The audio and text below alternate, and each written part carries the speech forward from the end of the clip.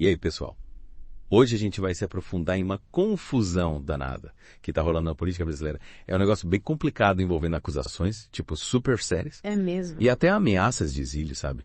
É uma polêmica enorme em volta de figuras importantes, como Eduardo Bolsonaro. Sim. Ah, tá pegando fogo? Nossa, tá pegando fogo mesmo. O que me impressiona, sabe? É como essa situação toda mostra, tipo, as tensões que estão fervendo no Brasil. É verdade. Como os dois lados, né? Do espectro político estão usando táticas, digamos, meio questionáveis. Isso é preocupante. Vamos destrinchar essa história, então. Logo de cara, a gente já vê acusações, tipo, pesadíssimas. Sendo lançadas contra o Eduardo Bolsonaro, filho do ex-presidente, né? Sim. O Jair Bolsonaro. Liber Farias, Guilherme Boulos, Rogério Correia. Figuras importantes do PT. Estão atacando ali com tudo, sabe? Acusações de crimes contra a pátria. E conspiração, imagina. Que isso? Políticos americanos para, tipo, prejudicar o governo e o Supremo Tribunal Federal De arrepiar. É de arrepiar. Eles não param por aí, né? Exigem investigação criminal completa, apreensão de passaporte e até prisão preventiva. Nossa. São medidas, tipo, extremas, sabe? Yeah. Que levantam a questão. Será que a gente está diante de ações legais? Tipo, legítimas? Ou tem motivação política por trás disso? Essa é a grande questão. Para entender a gravidade dessas acusações, a gente precisa saber o que crimes contra a pátria realmente significa. Você pode explicar isso pra gente? Claro. Crimes contra a pátria geralmente envolvem atos que ameaçam a própria existência ou a integridade da nação. Coisas como traição, espionagem, insurreição armada, esse tipo de coisa. É uma acusação muito, muito séria. E para provar isso, precisa ter provas, tipo, robustas, de intenção, sabe? E ações concretas que prejudiquem diretamente a nação. Não é qualquer coisinha que se encaixa nessa categoria. Entendi. E é aí que tá a ironia, né? O PT acusa o Bolsonaro de, tipo, minar a justiça brasileira, enquanto parece estar envolvido em suas próprias manobras, digamos, políticas internacionais. Me parece um tanto contraditório. No mínimo. Né? A gente tem, tipo, relatos de membros do PT viajando para os AUA, encontrando com políticos americanos, usando as palavras deles, né? Articulando uma frente internacional contra a extrema-direita. Será que não existe um duplo padrão aqui? Os dois lados estão usando as mesmas táticas. Parece que sim. Enquanto aponta o dedo um pro outro. Parece aquele joguinho de disse e não disse, mas com consequências, tipo, muito mais sérias. É verdade. E por falar em consequências sérias, vamos falar do Paulo Figueiredo. Não. Ele afirma que existe um esforço, tipo, coordenado, para silenciar a oposição, sabe? Certo. Envolvendo o PT, a mídia e até o judiciário. Não. Ele chama isso de enquadramento midiático judicial. Caramba. É basicamente uma tática onde acusações falsas são, tipo, fabricadas, amplificadas pela mídia e depois usadas para legitimar ações legais. Entendi. O Figueiredo afirma que é exatamente isso que está acontecendo agora, com veículos de comunicação, né? Repercutindo as acusações do PT. Sim, Especialistas jurídicos pedindo investigações e juízes, potencialmente, cedendo a essas pressões. Parece bem complicado. A gente precisa entender que o clima político no Brasil tá, tipo, super polarizado, sabe? E esses eventos recentes são como jogar gasolina na fogueira. É verdade. As coisas estão pegando fogo. E o que isso significa para o brasileiro, tipo, médio? A gente está falando de, sei lá, teatro político ou existe uma ameaça real à democracia, à liberdade de expressão? O que está em jogo aqui? Boa pergunta. Essa é a pergunta, né? Uau. Os apoiadores do Figueiredo e do Bolsonaro. Eles argumentam que essas ações legais, né, são só perseguição política para silenciar a oposição e, tipo, consolidar o poder. Eles veem isso como um ataque aos direitos, né? Sim. Fundamentais e um passo, tipo, muito perigoso em direção a um autoritarismo é uma luta pelo poder, sem dúvida. Por outro lado, o PT e seus apoiadores provavelmente diriam que estão, tipo, só cumprindo a lei e protegendo a democracia brasileira daqueles que buscam, sei lá, miná-la.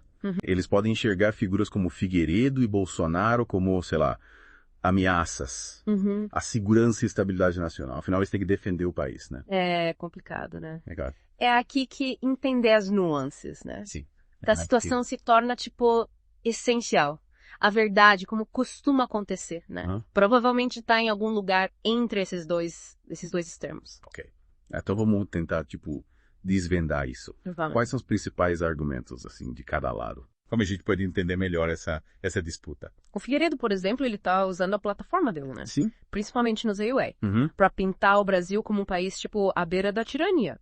Ele apresenta as ações, né? Sim. Legais contra ele. E o Bolsonaro como prova de uma repressão mais ampla. Sim. A estratégia dele parece ser, angariar apoio internacional e pressionar o governo brasileiro de fora para dentro. Uma jogada arriscada, mas pode dar certo. E parece que está funcionando, pelo menos até certo ponto, né? Ele está recebendo a atenção da mídia americana. E a mensagem dele, ressoa. Sim. Com certos segmentos do público americano. Será que ele consegue, virar o jogo a favor dele? Agora, se a descrição dele da situação no Brasil é totalmente precisa, isso é discutível. Mas o fato de ele ter conseguido espaço na mídia americana já é significativo. Isso muda o jogo. Com certeza. Isso introduz uma nova dimensão ao conflito, trazendo atores internacionais e influenciando a percepção, global da situação. É como um jogo de xadrez, né?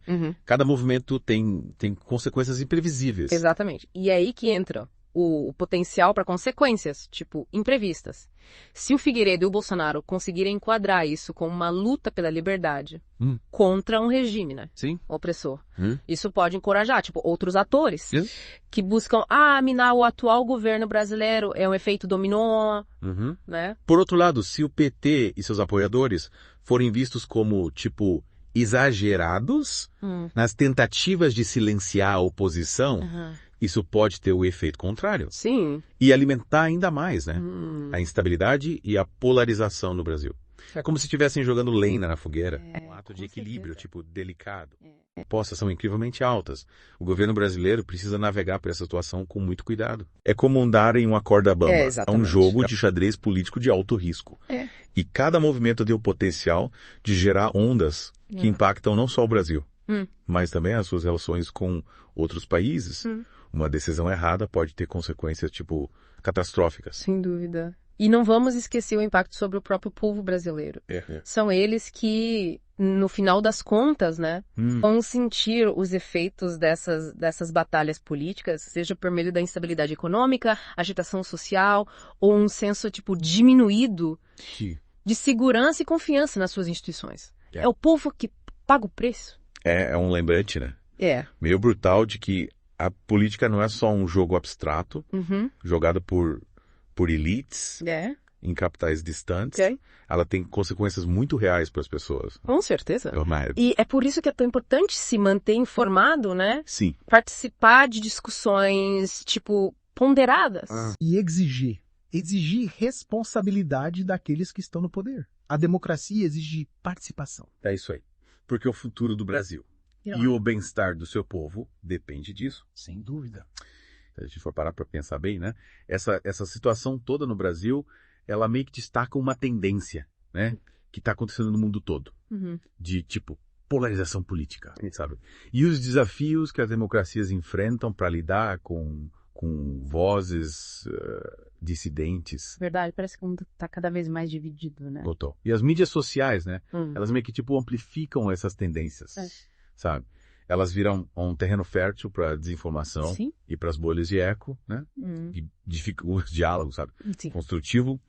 E a busca por um terreno comum. É como se a gente estivesse preso nos nossos próprios mundos. Exatamente. Quase como se a gente tivesse perdido a capacidade de discordar, sabe? Sem demonizar o outro. O debate virou uma guerra. Onde o objetivo é destruir o oponente. É muito perigoso, né? Mas a gente reduz, né? Questões políticas complexas, a narrativa, sabe? Meio simplistas de bem contra o mal. A gente perde a capacidade de ter conversas, mais ponderadas. E encontrar soluções que funcionem para todo mundo. Polarização meio que cega a gente para as nuances da realidade. Totalmente. E aí? Para onde a gente vai a partir daqui? Como a gente supera essa divisão toda e reconstrói a confiança nas nossas instituições democráticas? Tem uma saída para esse labirinto.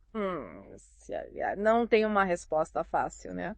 Isso exige um esforço, coletivo de indivíduos, líderes, né? Sim. Políticos. E da mídia também. A gente precisa promover a alfabetização midiática. Sim. O pensamento crítico. E o discurso, né, mais civilizado. A gente precisa estar exposto a ouvir os outros, né? Sim. Mesmo quando discorda.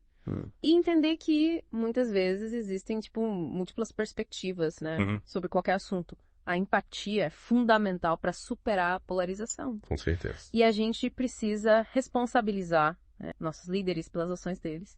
E exigir que eles ajam, né? No melhor interesse das pessoas que eles representam. E não só nas ambições, né, políticas deles. O poder corrompe. É. E a vigilância constante é o preço da liberdade. Com certeza. É uma tarefa difícil, mas a alternativa é um futuro onde o discurso, né, político é dominado pelo medo, pela raiva, pela divisão. Um futuro onde a democracia se torna só uma fachada para o autoritarismo. É verdade. E esse é um futuro que ninguém quer. E para os nossos ouvintes, né? O que eles devem observar enquanto essa situação, né, continua a se desenrolar? O que a gente pode aprender com essa crise? Eu acho que o mais importante é estar ciente do potencial de viés nas informações, né? Sim. Que você está consumindo. Não aceite tudo que você lê ou ouve como verdade absoluta. Questione, pesquise, forme sua própria opinião. É isso aí. Faça sua própria pesquisa, considere, né? Sim. Diferentes perspectivas. E tente formar suas próprias opiniões, né? Informadas. Não seja massa de manobra. Lembre-se que a democracia ela é uma coisa, frágil. Né? Exige vigilância constante e participação ativa de todos nós. Como uma planta, né? Que precisa ser regada e cuidada para florescer. A gente não pode se dar o luxo de ser, complacente. A apatia é o caminho para a tirania. É verdade. E para finalizar, né, uma reflexão. Independentemente das suas inclinações, né, políticas, é crucial lembrar que estamos todos juntos nisso. A gente quer um futuro melhor para o Brasil. Isso pode ser alcançado por meio do diálogo, né? Sim. Do compromisso. E de um compromisso, compartilhado com os valores democráticos. É hora da gente unir forças para construir um futuro, né? Sim. Mais justo e próspero para todo mundo. Com certeza. Obrigado por vocês juntar nós nessa análise, né? É isso aí. Da política brasileira. É uma situação complexa e que está sempre mudando, né? A gente incentiva vocês a se manterem informados e engajados. Até a próxima.